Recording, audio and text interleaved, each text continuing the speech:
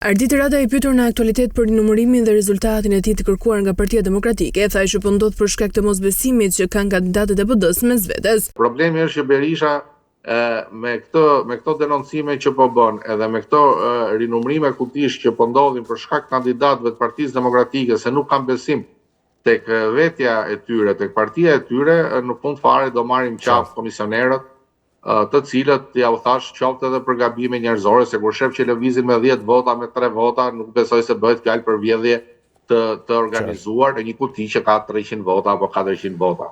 Ndërkaq ai foli dhe për hetimin e SPAK ndaj një ministrit të Edi Ramës. Kam parë një reagim të SPAK-ut për një media vendase, të cilët kanë mohuar të kenë nën hetim një ministër aktual.